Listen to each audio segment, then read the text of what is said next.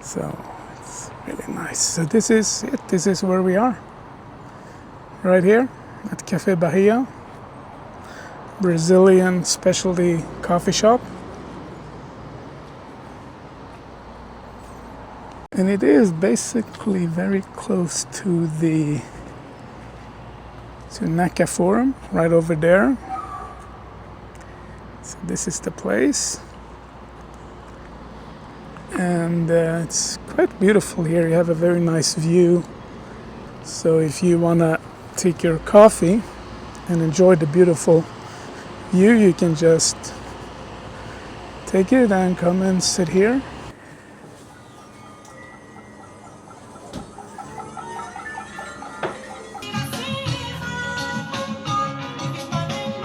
Hi, how are you?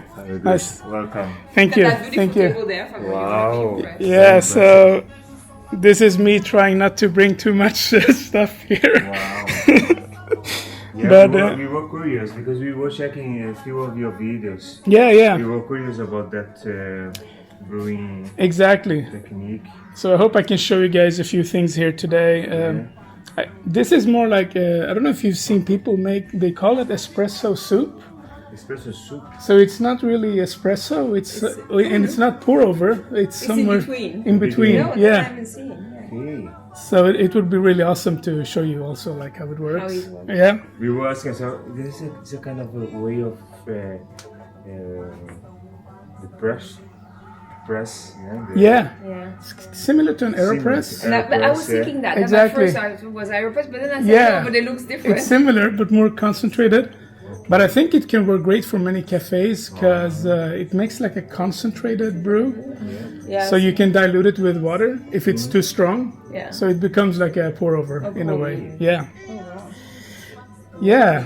So this is always something that interests me, like what kind of grinder or espresso machine do you use? Oh, cool. Quamar Grinder. Yeah. And we have the automatic tamper. From Nice. Quamar, the same company. Oh, you have it in microns. So Yeah. that makes it very easy to like dial in, I imagine. Yes. And then we have the espresso machines. That's from Torre. Oh, yeah. Actually, we are Nice. resellers of that machine. as well. Yeah. Cool. So we are directly Nice. connecting with the owner, Andreas. Yeah. We went there to know the whole structure. They're based in Italy, I think? Yeah. Or- Yeah. yeah. Nice. So you use this for espresso and filter coffee? No. This is only for espresso. It's only for espresso? And this is for Filter. cold brew Ah. or filter coffee. Okay, cool. So then we have different calibration and independent Yeah. grinders. And what works best? Yes. Interesting. All right. So you have flat bursts in here. I think they are flat bursts, maybe. Yeah. Flat as well. Yeah. Nice. Yeah, but it's a very nice space you have here. It feels like you made the best out of it. We try to thinking me and Steve together to optimize as much as we could about the operation. So imagine that you're in the middle of the island and you have accessibility for everything around you, 360 degrees. Yeah. That was the Yeah, and that's we the main have, idea. actually we mostly use this corner for pour. But you see. Nice. Yeah. You have And then everything we have a there. second station there. Yeah. Exactly. This is actually a good. Here you have the second station. Second brewing station. Nice. So you have two people sometimes working here, and And there. one Yeah, is one is working here as well. Yeah. Awesome. That's so nice. And you get some brewing. You got some V60 here, Kalita Brewers. Yeah. French press also and cold brew. Nice. Recommendation of the Torre. Yeah. So this is BWT water filtration. Yeah. I think this is the most standardized. Most cafes use this. Yeah. Yeah, we Bec- went Researching Because about it's the easiest way to kind of filter out the hard water, Yeah. and this remineralize Yes. as well. So that's what we found was the easiest Yeah. But that's recommended by the maker. Ah, so this With one, this yeah, one. exactly. We use this. Like a softener, water softener. Exactly. Yeah. This is the one here. Usually with the, exactly, it's something like this, yeah. Yeah. Oscar 90. That's the bag. I think this is usually what people recommend, right, for espresso Both, machines? yeah. Yeah. Because you don't want to have to descale them every No. time. No, And exactly. would you like to tell us the story about this cafe, how you decided to open it up, or what made you The open? short version. Yeah. The short version. You want to start or I start? Yeah, it kind of starts with some art piece. So if you look over the wall there, Yes. Oh, yeah. That, yeah. yeah, so Fabio is an Okay. artist, so he painted So that Tucano. yeah. So I was in a little bit in crisis with my old job because I'm a sous chef. So we had a hard time there, a big production, lack of people, and anyway, that part I'm gonna cut. And then I had a dream of toucan in profile. Toucan is the bird, very common in Brazil. And I just have a note of that dream, and then I come back to sleep, and then another day I start thinking, oh, toucan profile. Okay, so then I start a project. I put a background with the sugar cane, the bamboos, etc. And then I start the project. And then Sylvie asked me, Fabio, why are you doing Something so realistic. realistic? Because usually I paint in surrealism. So, and then I said, no, because I miss Brazil. I'm happy here, but I miss Brazil. I miss places in Brazil, the nature, Yeah. etc. And then Sylvie come up with the idea, why we don't bring a piece of Bahia and share with people in Stockholm? Nice. And then everything starts. Yeah. And the funny part also with the coffee itself, so that was 3.5 years ago, I went with Fabio to Bahia for the first time. And of course, because I'm always very coffee interested, I bought 3 different bags of Latitude 13 coffee at the supermarket and brought back home. So that was my first maybe experience of specialty coffee. I've always liked high quality coffee, but then as I'm in Brazil, I need to find something. Yeah. So that's also kind of a nice synchronicity, we'll say. Yeah. And then we find this space, and it's been anyway on Fabio's, also on our, we've both been working hard in different industries, but then we thought also it was the time to start our own. Yeah. And then was Café Bahia born, with that concept of also, bringing the best of the food and the best of the coffee. Yeah. So then it made sense to also focus on Bahia for the coffee, because of course you can have a large portfolio Exactly. of coffee, but then, so last year Fabio traveled to Chapada Diamantina and did a coffee tour, so he had... Nice. Yeah, we were like visiting 11 different farmers and knowing them first as a human, as a person, and then knowing how they cultivate their beans, if they use pesticide or not. Majority of them, they don't use pesticide. And it was a big lesson, an immersion. Yeah. It was a big lesson with them, being there on the field, understanding how they look after the earth, and the latitude of the place is 3,000 or 1,365 meters above of the sea. That means impacted directly on the coffee plant. That's so interesting. And the long-term purpose, so now we work with one of those producers, so Latitude 13, which also is, we'll say, the most established producer who's already exporting internationally at large scale. Yeah. But our long-term purpose with that is to promote that region and all producers from there. That's So cool. we want to be able to bring, so right now we focus on this because we take things gradually, but we would like to help local people here in Nacka and Stockholm discover also other coffees that come from the same Exactly, and other region. specialty coffees, Exactly. right? Because, as I mentioned before, like you don't too often see Brazilian coffee on. Like you will see Colombia, you will see Ethiopia, Kenya, the most traditional. You will see Brazil, but sometimes as espresso, usually, or like a blend. But that's what I love about this place is you have kind of focused on Brazil and on, like on the to showcase the different varietals, right, and different variety of coffee, which I think is awesome. And this is the Latitude 13. I've never had coffee from Latitude 13 before, so I'm super curious to try it out as well. So that's awesome. But it's a very interesting story, and thank you guys so much for sharing. Thank you for Thank you asking. very much for coming. Yeah, of course. I will start with the Calita Yeah, the Calita. Yeah. or the cold brew. So The best order. exactly. No, but I mean, for me, I would like to try it as espresso. Espresso, yeah. Okay. To get an Yeah, idea, yeah. and then we can see if we can try it as cold brew as well. Yes, Yeah. absolutely. So this is our blend, the shot, single shot of our blend. You see a very present crema. Yeah. And it's also it's not super dark. Like when I look at it, it looks like a very like this could be a light roasted espresso. Yeah, this is a medium actually. Yeah. Yeah. Medium light. Yeah. It's very like chocolatey, very nice, but it also has Caramel notes.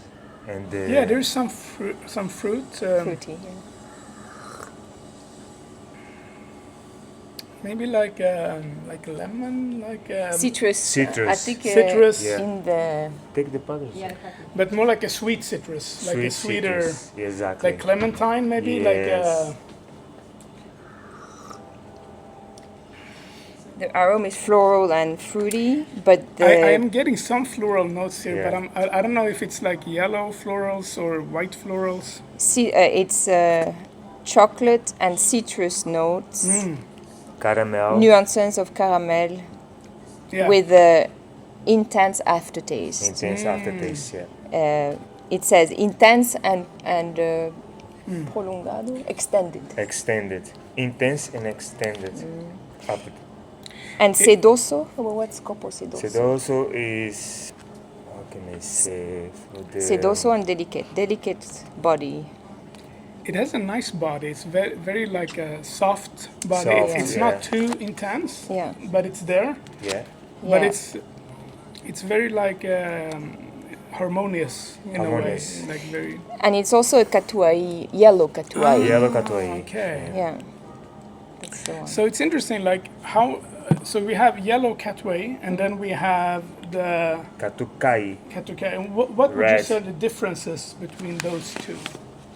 The Catucai and Catuai was the flavor was the intensity of the red for me was a little bit more intense. And the yellow is a bit more like softer. A little lighter. softer aftertaste in my experience. Yeah. That's interesting. Yeah.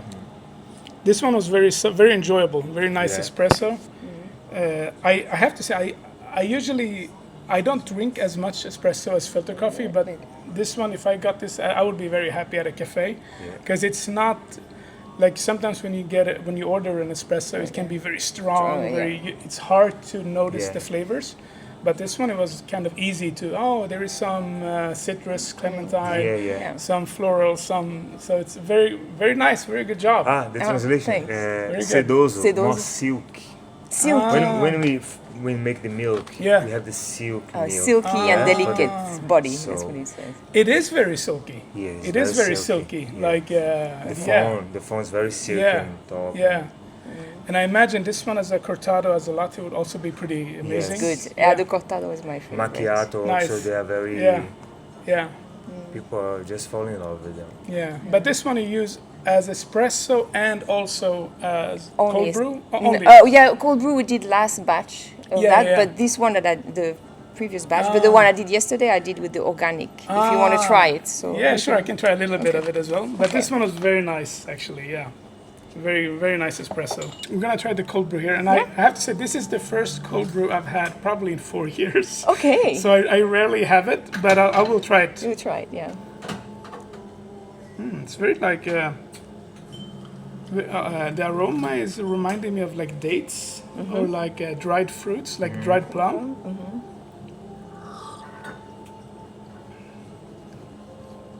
Nice, very sweet. Yeah, it's naturally really sweet. Like a dates, dried plum, and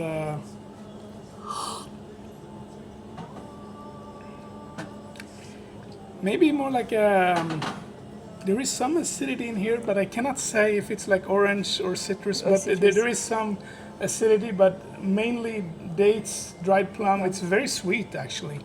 But this one is, this just shows you that you don't always have to put sugar in. This one is naturally. This one, it says molasses. Molasses. Molasses. Maybe that's why I thought about like the dates. Yeah, because it's like something that's very syrupy, very sweet. Yeah.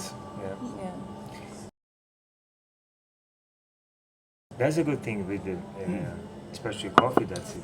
If you don't go dark roast, you preserve the natural sugar of the coffee. So when we go to dark roast, we go above of the Maillard effect. So the Maillard effect is the correlation between temperature, protein or sugar that gives to us caramelization.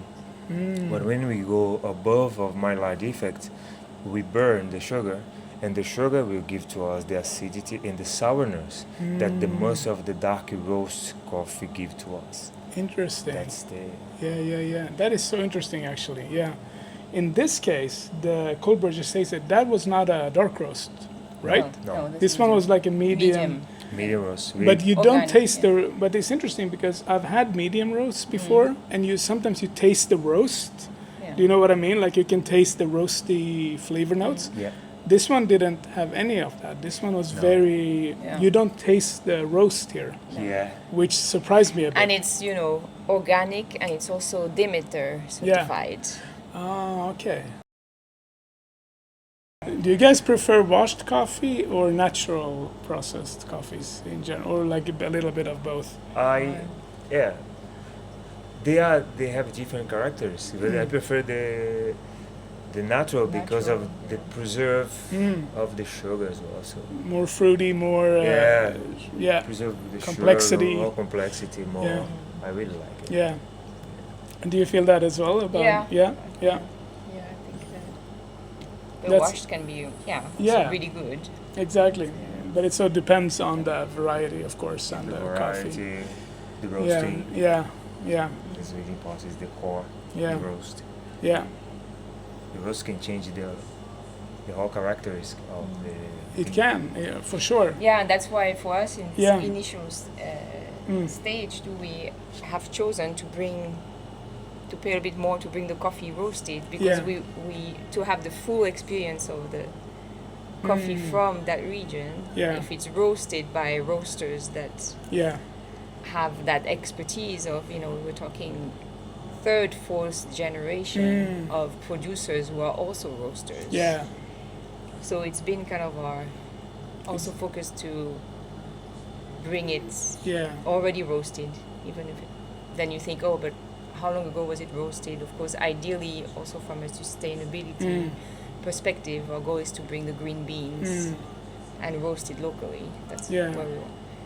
But then also it brings that challenge of finding, the right roasting. Exactly, and that can be very tricky to find. Yeah. But some beans, like we spoke about earlier, they benefit from longer rests, right? You can rest them for a month, it's fine. Sometimes 2 months, it's no problem. And other beans, like if they're very, very dark roasted, maybe you have to consume them faster. But it depends so much, right? Yeah, here we are between 2-3 months. Yeah, I think the one we use and it's work. Yeah.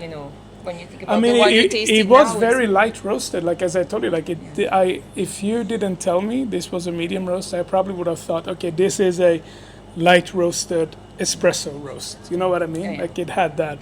You don't taste the roast, which tells me, okay, then it's not that heavily roasted. No. So And I think that plays, Yeah, and about the crema, it's important to know why we are thinking about to bring the green beans is we're gonna have freshly roasted coffee the most of the time. That means it's gonna impact directly in the crema of the espresso. Yeah. Because the presence of the carbon dioxide. Exactly. So that's make the crema of that's the the coffee thing. Yeah. beer. And a few people they think that's is it's not making the difference, but makes the younger is the roast, more presence of the carbon dioxide. Yeah. And this is going to impact literally in the crema. It's going to be thicker. Yeah. Yeah, a lot of people, they get a bag of coffee, very fresh roasted, 2 days, they make an espresso and they're like, oh, I cannot drink this. This is too sour, too bitter. Yeah. So the crema will be maybe a bit more intense, more bitter. So you need to let it, like you mentioned, like rest and don't be afraid of. Exactly. But the sourness or the bitterness can be related to the intensity of the roasting as well. Yeah. Because as we were talking, once I burn the sugar, that burned sugar is not sweet anymore. No. It's going to be sour or bitter. Exactly. And bitter. Yeah. So that's the difference. Yeah. That's why Americano was born. Yeah. That's why Cappuccino was born, Flat White was born. Yeah. And Latte was born to evenly fix it. Yeah. But thank God, now we have specialty coffee. Yeah, exactly. Yeah. If you in Brazil today, like when you go back home there, do you find specialty coffee shops there, or is it more popular today to find than before? Yeah, nice. Much more. Yeah. Before, it was more the commercial coffee. Today, the specialty coffee expanding. Oh, wow. Especially if you check Sao Paulo and Rio, I think even you'll find they have a lot of places. Nice. Yeah. That's so interesting. Yeah. That's so interesting. It's growing, and I'm happy for that especially because specialty coffee is we have the big producers as well doing, but we have the familiar productions of families producing. So smaller productions that this is impacted directly in their families' lives and to help them because they have good quality. So yes. And that's, I think, what it's all about. It's about the farmers. It's about the terroir. Yeah, the terroir and all of these things, and to pay them the money they deserve. But this has been a controversial topic because you have commodity coffee. If you go to a grocery store, you will find the cheapest bags of coffees, and that usually tells you maybe the farmers, they haven't really been paid here. So it's coffee with purpose. Yeah, we exactly. want to bring, and that's so also beautiful. Showing. We start showing a bit the content also of the places Fabio visited, and he was really welcomed. Yeah. Open arms there in the place that's really has a culture of coffee. Yes, and in that journey that I went to Chapada Diamantina, I heard about someone that I will not tell the name right now. Someone that doesn't have anything to do with coffee in the field, but it's someone that's being a facilitator between producers and the world. Yeah. And this person is making millions. Exactly, yeah. And even is buying lands. Once he didn't have the tradition to be a producer, farmer. So, and the farmers taking this and the person making this. Yeah. So why direct trade is really important in our philosophy. Yeah. Direct trade with the right actors. Yes. That's the thing. Yeah. Because too often you will see, like you say, like the exporter gets more money than the farmer, and then there's a middle. Or claim that they come and educate. Yes, exactly. Farmers that have been working there for generations and have the knowledge. Yeah. So there also it's which education which are kind you of bringing? education? The European barista, theory. Yeah. So there we have to be careful. That's so true.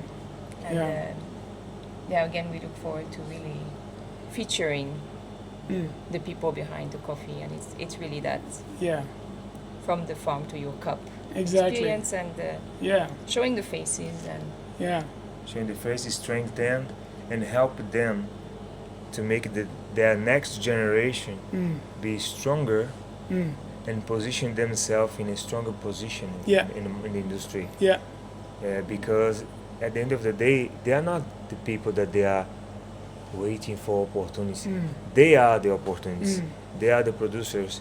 They make the coffee industry happen. Yeah. They are the pillars. That's so true. Without them, we wouldn't have specialty coffee. No, So exactly. that's as easy as it goes. Yeah. I mean, the roaster is important, but the roaster is basically the farmer has done most of the work. So when the roaster gets it, it's basically about, okay, what do I want to bring out here? Do I want more chocolate, more fruit, more citrus? Exactly. That journey that I went to Chapada Diamantina, one thing that I've learned is who is there close, work in the field, they feel the pain to bring to us the high quality. When it's sunny, too much sun, they suffer by this.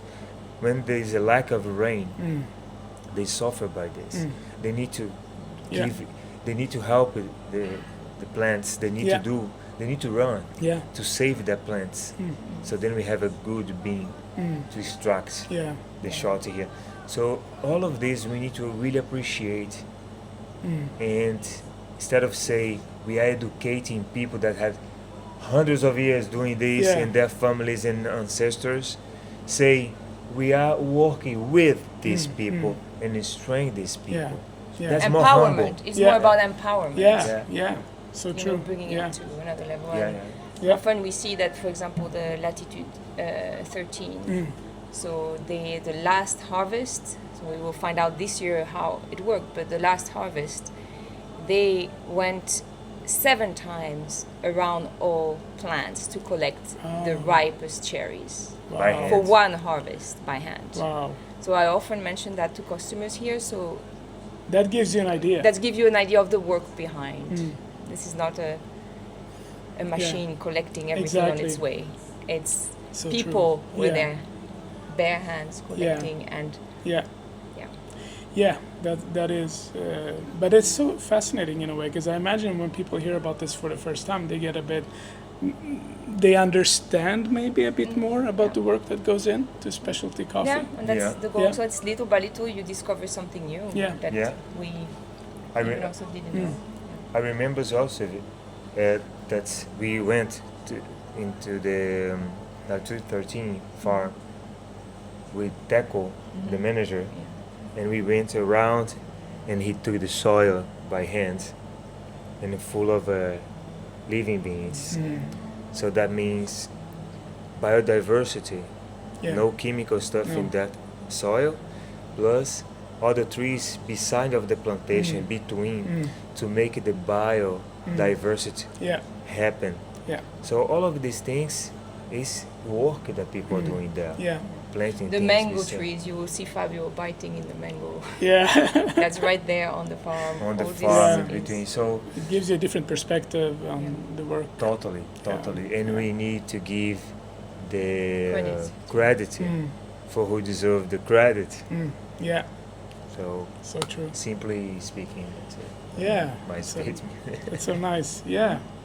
Well, it was so nice visiting you guys here today. So for if you've missed it, we're here at Café Bahia in Nacka Strand or Nacka. Central Nacka. Central of New Nacka. Gatan 23. Exactly, in Stockholm. And it's a beautiful place. I will show you guys some of that. But it's very nice, very it's very homey. You almost feel like you are, in your living room in a way. It's very comfortable, very cozy atmosphere here. You're more than welcome. And you can enjoy the sunset in the outdoor terrace. You have the sun there. I'm going to film some of that later on, but it's so beautiful the way it's located here as well.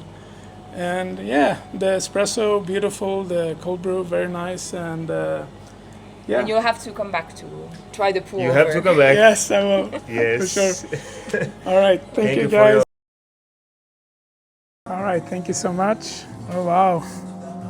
You're welcome. This looks awesome. Enjoy. Wow. This was I didn't have this one, right? This one is the organic one. Yeah. Nice. It smells very nice. Like citrus, some Like a nice milk chocolate also, yeah? Yeah, let's see. Wow. It also has that like dates or a syrup, molasses, like syrupy, yeah. Nice. It's very, very nice. Very like very sweet. It's like very much on the sweeter side. Very round. Very Actually, it's very nice. when we talk about sweetness, it's the absence of sourness or Yeah. bitter. Yeah. Exactly. They are out. Yeah. So everything's smooth. So everything that's sweet, Yeah.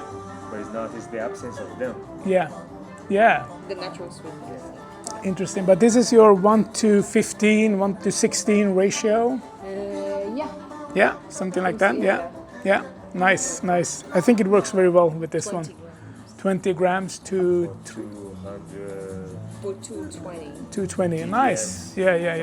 Yeah. Salty solids. Yeah, that's great. I think it works very well, actually. Yeah, nice. This is the what's it called? Pan con queijo. That means literally bread with cheese Yeah. and mortadella. So Nice. This would be like your typical street food. And here we have Magnus Johansson in Sikla, who's baking that bread specifically for us. Yeah. So we get the Nice. pain Yeah. français or pain de leche. Yeah. They call it. So it's between a baguette and a brioche. Nice. And then the brigadeiro is This Brazilian is like chocolate truffle.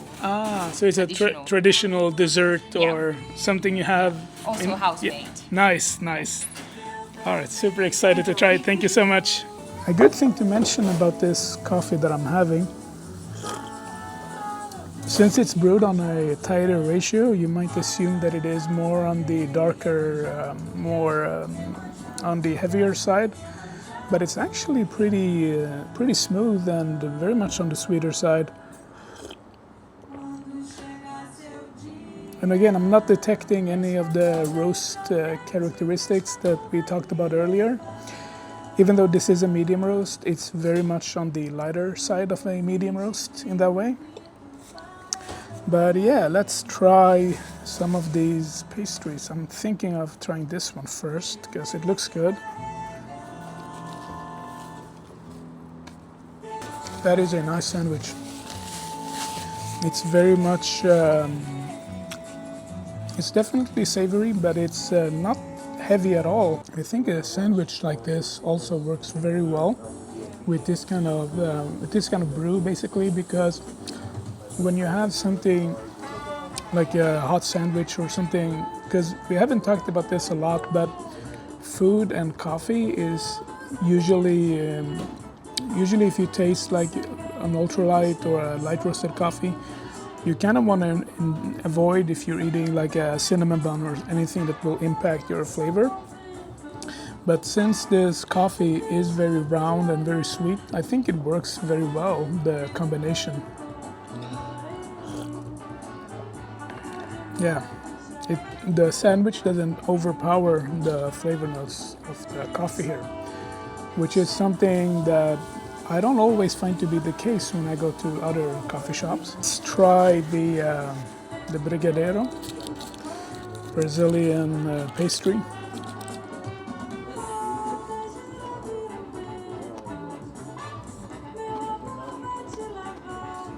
Oh wow. This was very nice. Not too sweet, not too overpowering. Very balanced flavors, both in the brigadeiro and in the sandwich as well. And yeah, just an overall very nice experience, I would say. But it's interesting because she did mention that this Kalida, the Kalida pour over, was usually what the customers, what they order when they come here. And I can definitely see that because overall, at least my impression is that in Sweden, most people like a kind of a heavier cup, if you know what I mean, more like a fuller cup. And I mean, it's not everyone, but most people, I would say, do enjoy it. And I can definitely see this one being a crowd pleaser because it really hits the marks. It's very round, very sweet, very enjoyable. Yeah. So that pretty much concludes it for the coffee shop that I just went to, which was the Café Bahia.